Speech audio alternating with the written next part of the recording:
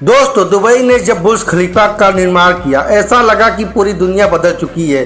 कई दुनिया के देशों में बुर्ज खलीफा से ऊंची बिल्डिंग बनाने की होड़ मच गई थी। यहाँ तक कि दुबई ने ऐलान कर दिया था कि बुर्ज खलीफा से ऊंची इमारत बनाएगी। लेकिन आज 12 साल बाद भी सबसे ऊंची बिल्डिंग का ताज बुर्ज खलीफा के पास है। आखिर दुबई ने अपने कदम पीछे क्यों कर लिए? क्या परेशानी है जिसकी वजह से स्काई स्केपर का निर्माण आसान नहीं है? और क्यों कोई देश भी बुर्ज खलीफा से ऊंची इमारत नहीं बना पा रहे हैं? तो हम इस वीडियो में देखेंगे कुछ विशाल स्काई स्क्रेपर जो आज तक पूरे नहीं हो पाए। दोस्तों, दुबई ने बुर्ज खलीफा बनाकर पूरी दुनिया को चक्कर में डाल दिया। तब कई देशों ने बुर्ज खलीफा से ऊंची इमारत बनाने की कोशिश की, लेकिन सफलता हो नहीं पाई। चीन पहले तो कई स्काई स्क्रेपर बिल्डिंग बनाने की कोशिश की, लेकिन बाद में यू टर्न लेते हुए आसमान छोटी बिल्डिंग पे रोक लगा दी गई। ऐसा लगने लगा कि जो स्काई स्क्रेपर को लेकर जो ट्रेंड पहले शुरू हुआ था, अब वो आज खत्म हो चुका है। लेकिन अचानक क्या हुआ? असल में किसी भी स्काई स्क्रेपर बिल्डिंग बनाना बहुत ही खर्चीला और कठिन काम है।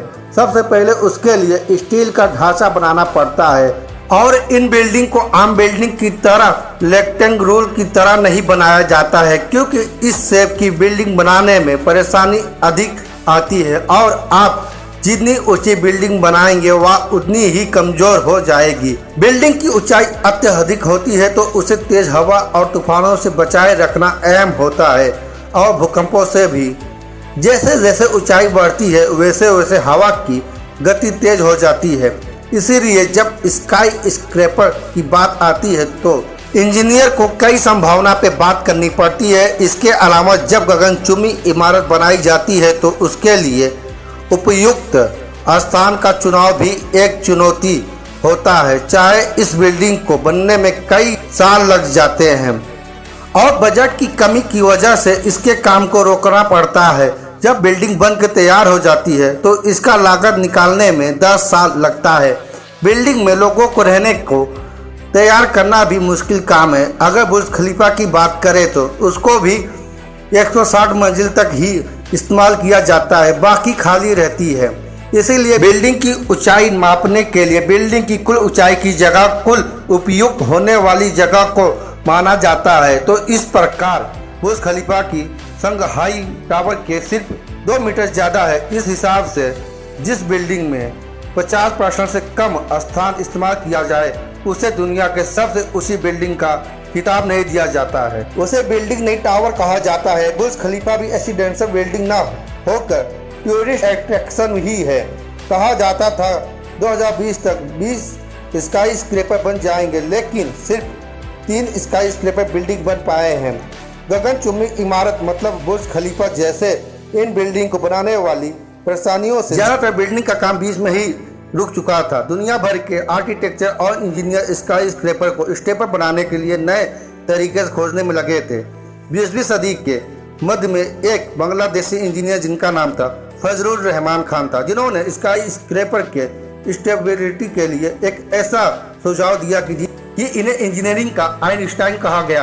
ये टेक्नोलॉजी बिल्डिंग के हर मंजिल पर ट्यूबुलर विंग्स लगाए गए जो एक दूसरे से जुड़े रहते थे। ये स्टील की तेज हवा भूकंप के झटकों को दूसरे टेक्नोलॉजी के मुकाबले से झटके सहने में लाभदायक है, जिसकी वजह से बिल्डिंग की स्टेबिलिटी बढ़ जाती है। लेकिन जब आसमान तक ऊंचाई जाने वाली बिल्डिंग की बात हो तो इससे भी कई ज़्यादा सेफ टेक्नोलॉजी की जरूरत पड़ती है। सन 2004 में साउथ कोरिया के द टावर पैलेस के एक निर्माण से इसी टेक्नोलॉजी को कुछ चैलेंज के साथ इस्तेमाल किया गया था। बिल्डिंग को षटकोण के आकार में बनाई गई है ताकि जब तेज हवा चले तो बिल्डिंग के एक विंग को एक साथ वाले छोर संभाल ले। इस स्ट्रक्चर में बिल्डिंग के एक बेस एक्स्ट्रा सपोर्ट का काम करता है। आगे चलकर बुर्ज खलीफा में भी इस टेक्नोलॉजी का इस्तेमाल किया गया है।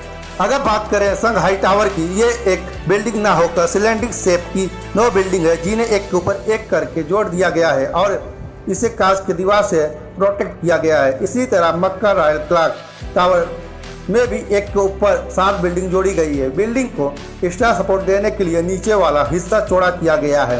कुल मिलाकर कहा जाए तो हमारे पास टेक्नोलॉजी की कमी नहीं है। आखिर ये स्काई स्क्रेपर बिल्डिंग समय पर क्यों नहीं बना पा रहे हैं? इसका जवाब जानने के लिए चलिए सबसे पहले चीन की रुख करते हैं। देखा जाए तो दुनिया की सबसे ऊंची बिल्डिंग चीन में ही है। चीन में इनकी गिनती 20 से ज़्यादा है।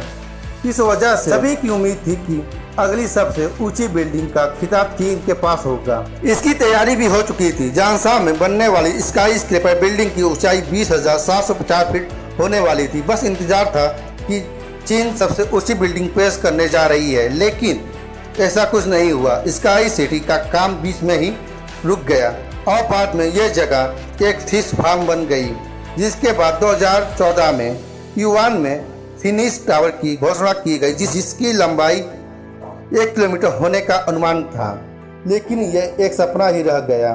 इस घोषणा के बाद इसकी कोई अपडेट न मिली। चीन ने 2021 में ऐसी घोषणा की जिसने सबको हैरान कर दिया। चीन ने कहा कि 500 मंजिल से ज़्यादा ऊंची बिल्डिंग नहीं बनाई जाएगी, क्योंकि इस तरह की बिल्डिंग इकोनॉमिकल नहीं होती है और सेफ्टी भी 100% नहीं होती है। और इसके कई उदाहरण चीन में देखे भी गए हैं। कई बार चीन की गगनचुंबी इमारत आग की शिकार हुई तो कई बार बिना भूकंप के हिलने लगी। और तो चीन जो ऊंची इमारतें बनवाई है, जो अभी खाली पड़ी है, वहाँ कोई रहने के लिए तैयार नहीं है। बस इसलिए कहा जा सकता है कि चीन इस रेस से बाहर है।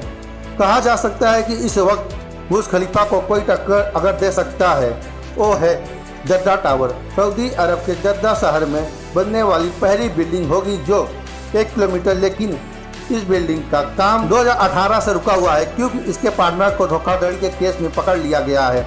इस बिल्डिंग का भविष्य सऊदी अरब के हाथ में है। मलेशिया में भी 2 स्काई स्क्रैपर पे काम चल रहा है, लेकिन उसके भी प्रोजेक्ट के पूरे होने की आशा नहीं है। इसके अलावा जापान, इंडोनेशिया, कई दूसरे देशों में भी घोषणा हो चुकी है, लेकिन बिल्डिंग का काम शुरू नहीं हो पा रहा है। यूएसए में तो कोई भी ऐसा बिल्डिंग को बनाने को रिस्क लेने को तैयार नहीं है। यहाँ बिल्डिंग बनाना एशिया और मिडिल ईस्ट के मुकाबले आसान नहीं है। तो कह सकते हैं कि काफ़ी समय तक सबसे ऊंची बिल्डिंग का ताज बुर्ज खलीफा से कोई नहीं छीन सकता। दोस्तों, आपको क्या लगता है, क्या गगनचुंबी इमारतें बनाना जरूरी है? क्या आप खुश हैं कि बिल्डिंग में ऊंचाई को लेकर जो मुकाबला है खत्म हो चुका है? तो हमें कमेंट बॉक्स में बताएं। वीडियो अच्छी लगी हो तो वीडियो को लाइक कर दें और हमारे इस चैनल को सब्सक्राइब कर दें। फिर मिलते हैं एक नए वीडियो के साथ। तब तक के लिए ओके बाय।